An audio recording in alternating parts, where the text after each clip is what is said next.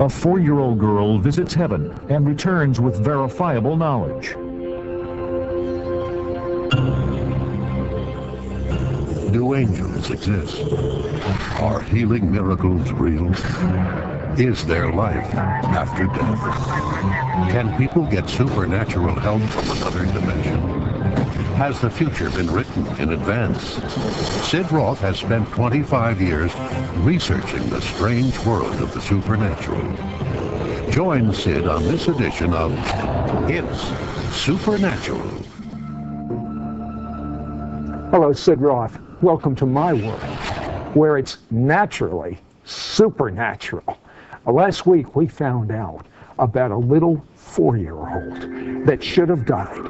She fell off a sliding board 9 feet in the air, right onto cement, but floated down. Her position even supernaturally changed in the air, and she said she was rescued by big angels. And I love it when you say it. What did she say? 6 big angels caught me and zoom, took me up to heaven. This is your granddaughter. Your whole life has been revolutionized since that. But there was on television a major incident, and we're going to change the name of the person, but she talked with this person in heaven. Tell me about that. Yes, this happened probably just either before she was born or right after she was born, but she met this child.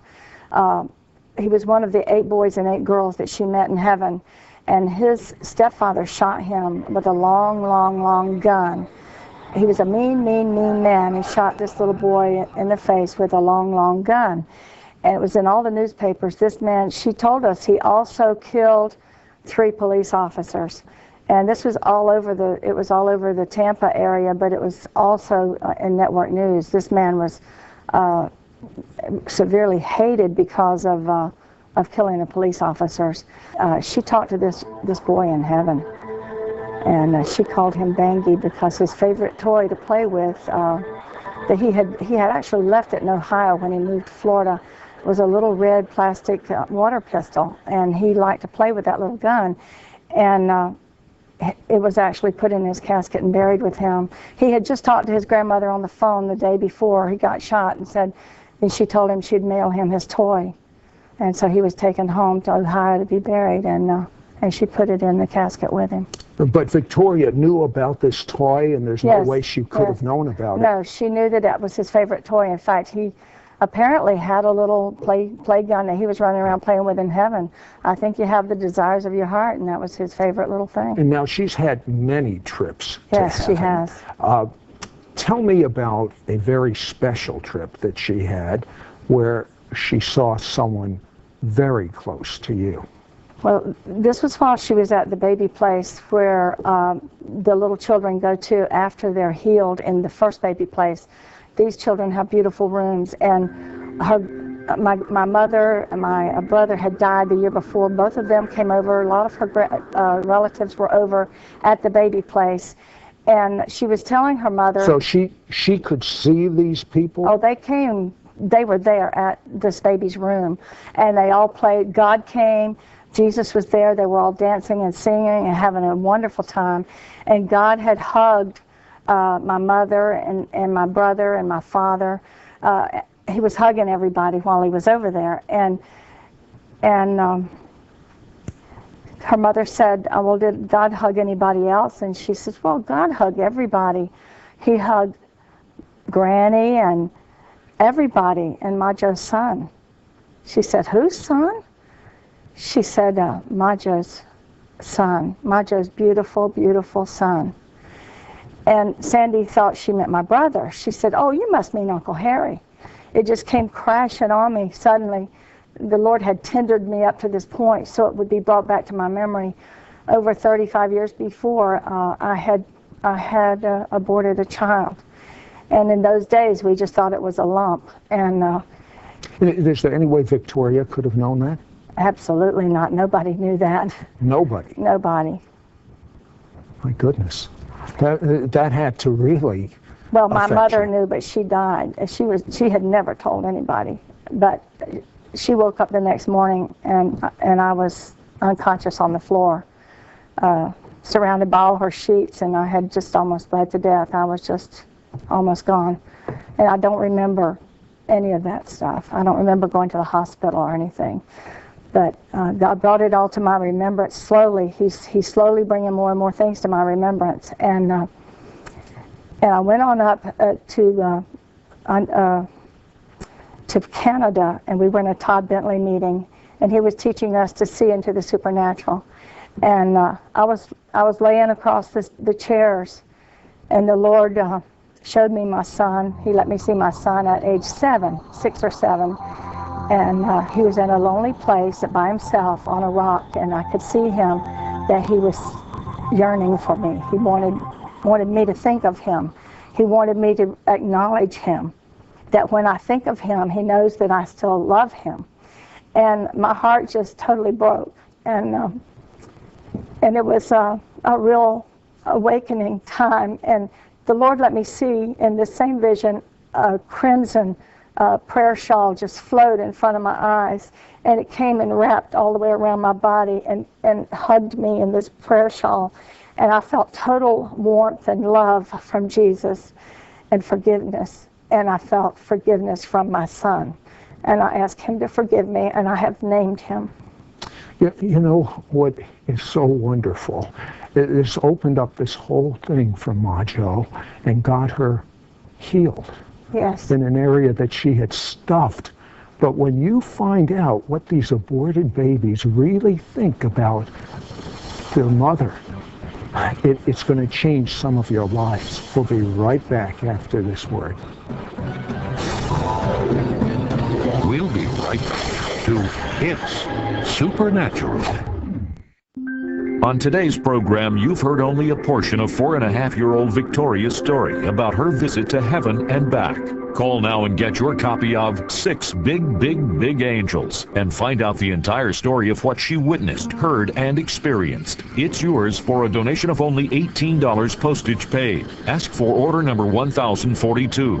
This book reveals the reality of heaven, angels, and the loving and merciful nature of God. This is a book that will heal broken hearts. It will bring comfort to those who lost loved ones. Your longing to spend all eternity in heaven with God will be increased. Your fear of death will be overcome. You'll receive answers to these questions. Will we see our loved ones in heaven? What happens to unborn babies in heaven? Do children abandoned by their parents hold contempt in their hearts? Will we look the same in heaven? Where do people live in heaven? What is the throne room of heaven like? What does Jesus look like? Are there gold-paved streets in heaven? Call and get your copy of 6 Big Angels for a donation of $18. Postage is included. Or you can write to Sid Roth. It's Supernatural. Post Office Box 1918, Brunswick, Georgia 31521. Please specify order number 1042 or log on to sidroth.org. Many have said after reading this book they began to encounter their own visitations of the heavenly realm. Call or write today for your copy of this life-changing book. We now return to It's Supernatural. Hello, Sid Roth here with Mary Jo, affectionately called Majo by her granddaughter Pennington. And her granddaughter should have died because she was thrust backwards when Majo fell, and she was on a sliding board, and she went 9 feet down onto cement, should have killed herself or injured herself seriously, but as she fell, she kind of floated down and actually turned position in midair, and then they found out, and her grandfather's an engineer, he says there's no way in the natural that she should have survived, but then they found out, Victoria said 6 big angels caught me, and that's why that happened, and she went to heaven. And since that time, she's had many visitations to heaven, and she comes back with information that only if she had been to heaven could she have known. It's just the most phenomenal thing, but I want to find out because she doesn't know the word abortion, no. But she describes it, unfortunately, so graphically. Yes. And what do these babies that have been aborted that are in heaven think of their parents? Well, I asked her that after she told me about a baby that I knew, and I couldn't deny that baby was there because I'd found out about her just a couple of weeks before. and she said that she was there and that she had been squeezed out before she could live. And I said, Victoria, do the babies hold it against the mothers for giving them up? And she said, my Joe, the mommies never give up the baby. The mommy will always love the baby, and the baby will always love the mommy. And that was very profound, because many people think of their baby as either non-existent or hating them or holding it against them, but the baby is taught forgiveness by Jesus. Jesus teaches them forgiveness. Yeah. Now, on another subject that I find very intriguing was that white wedding cake. Tell me about that. Yes. On the way to the throne room, Jesus took her by to see two things. He showed her a beautiful table, a big, she said 18 times, big table with a big wedding cake all the way up to the sky. I believe that's the wedding table for the marriage supper of the Lamb. The other thing she saw, I saw the honor of the sky. And him have a long beard, and his beard reaches down into the churches. And oil drips down his beard into the churches. When we questioned her about it, she said he makes provision for the churches, that he loves to feed the churches. And we found out that actually is described in Psalm 133, how pleasant it is to dwell in unity. It's like the oil flowing down Aaron's beard. You know, just as you're sharing that, I literally can feel the presence of God, the oil, as it's referred to in scriptures, just flowing down me.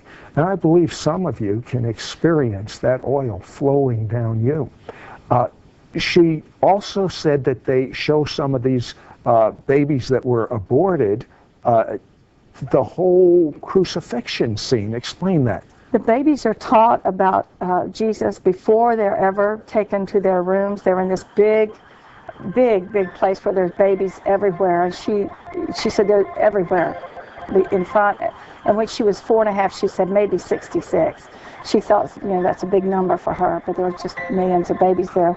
But the babies are shown on it's as big as the sky, but it's like a screen, but they come out and they're real. They're actually taken to where Jesus was born. They're taught to worship him by the shepherds. The shepherds actually come and worship him, and when they do, they actually worship and praise him as the shepherds do. The babies learn that then. They go with him through his life. They see the whole thing, and they see him beat, and the babies are appalled. Their little hearts are broken. They watch him be beat and spit upon. And then they watch him be crucified, and they're just so heartbroken, and they're crying. And then they see him rise from the dead, and they're cheering and praising God. And these little babies are taught the plan of salvation right there before they ever go out of that instructional area where they were healed by Jesus. And they have hearing and sight and speech. They even have little teeth to eat with. That is all given to them right when he makes them whole. They are made whole, but they're still little. So there's garbage can babies he makes whole. He makes them whole. Whatever was done to them, if they were torn apart, whatever, each part of their body is perfected. And they don't hold anything against their parents. They love their mother. They keep up with their mother. They keep up with their grandparents. They know who their father is, even if the mother doesn't know. Yeah, this started when Victoria was 4. Today she is 7, and we had another home video of Victoria talking about what they see. It's almost like, the movie The Passion. They see something much better than The Passion portrayed. Let's go to that clip right now. While you were watching this, when he was raised from the dead, what did they do then? They were like yelling, "Yay, he's alive! Yay, he's alive!" And they were like standing up with their little feet up.